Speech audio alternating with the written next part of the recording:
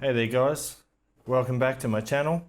It's David here from Prime Audio Reviews, and today we're checking out the FiiO FH7, which comes in this enormous box.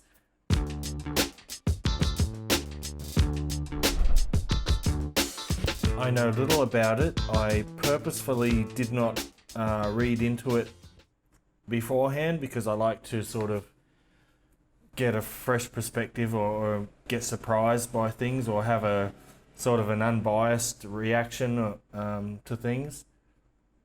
So we'll see how it goes. Very plain box, as you can see, with really no information on it anywhere, which is quite strange. The only information that it does have tells you the driver configuration. It's got 4 balanced armatures and 1 dynamic per side with detachable cables, of course.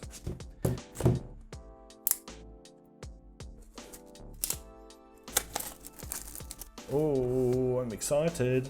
Alright, so this is just an outer sleeve. Oh, the actual box has got this really nice texture to it. It's kind of like, it's almost a suede-like texture. It feels really nice, very premium box. Little touches like that make a difference for your first impressions, for sure. So, oh, what do we have here? So there are the earpieces, obviously. This is, I don't know. Oh, okay, this is the tuning filters, of course. It says there, but it's a bit hard to see.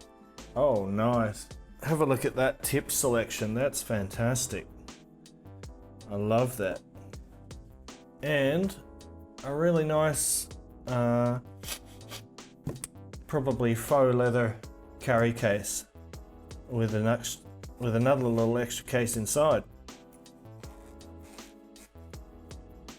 Oh, that is nice. So you get a little magnetized cable clip there. That's really good. I like that a lot. And you get a little cleaning brush. This is just a user guide and warranty card. So that is what you get inside the box.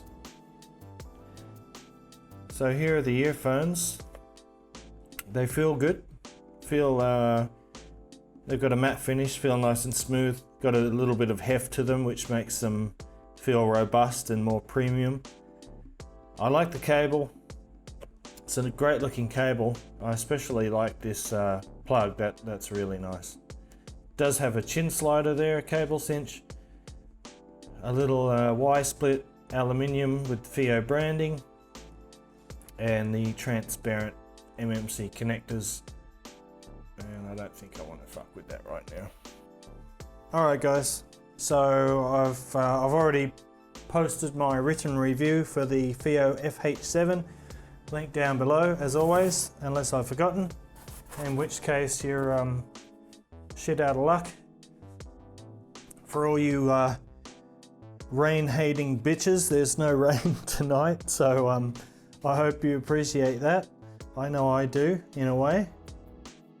Although I love the rain, I don't like it when I'm trying to shoot a video. It does have a brighter signature than I normally would listen to, but it is a good kind of brightness, brings a lot of detail, it's not shrill. If a song has sibilance, you're going to hear it for sure, but it doesn't add any sibilance of its own. I love this cable, although it's a little bit stiff. I would like to see it a little more pliable, but apart from that, I love the girth of it. It doesn't tangle easily, it's not one of those little tangly shits. Let's talk about some songs here. Here I've got Lullaby by The Cure from their Disintegration album. At the very beginning of the song, there's a sort of a big bass drop. It's like, and right from that point on, if an IEM doesn't quite have that sort of lower bass reach, I feel that right away at the beginning of this song, and it kind of spoils the whole thing for me. That definitely does not happen with the FH7.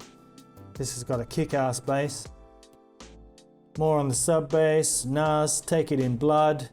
Got the deep sub bass note throughout the song. The FH7 gives it a nice fullness and clearly audible. Feel the rumble in your ears, all that good stuff. This song, I talked about this song in my last video. It's The Scent of the Old Ocean by Those Who Ride with Giants from their Numinous album. Like I said last time, the first minute and a half, the acoustic guitars on the left and right, and the violins alternating from the left and right. Ooh, really nice. But it's important to get that proper separation between the instruments for this track for me. Otherwise it doesn't transport me to somewhere else. The FH7 here handles it beautifully, and yeah, no question about it. Does a stellar job with this song. From Past to Present, from the Elder Scrolls V Skyrim original soundtrack. This is the third song, I believe. From Past to Present, there is this little detail. Yeah, it's at about the 1 minute mark. It's kind of like this someone sort of how to explain it? It's like someone mouthing the words to the song, even though there are no words to the song, but you can hear this kind of, it's like a voice, a faint voice that starts at about 1 minute, and it happens a few times throughout the song during the sort of crescendos, and some IEMs just fail to pick that up, but it's clear as day with the FH7. It comes through very clearly and I hear it every time, so that's important for me. That's why I use that as one of my testing songs, and also because it's another great song as well. A couple of quick comparisons. These are in the written review as well. The Dunu DK3001. These things are awesome, built like a tank. You can see they're a lot smaller, but the FH7 is actually more comfortable. The DK3001 has a similar amount of sub bass, but it's got more mid bass, more pronounced mid bass. It's a bit meatier down low, and it also has a little bit more emphasis in the upper mid range, with the core mid range a little bit more scooped out, which means this one sounds a little more V-shaped in comparison. It also has sort of a brighter treble. The overall tonality is not as bright as the FiiO, but it does have a fairly bright treble. But I noticed that the treble on this one sounds a little artificial compared to the FH7. The FH7 sounds more natural in the treble. But still, I love this earphone.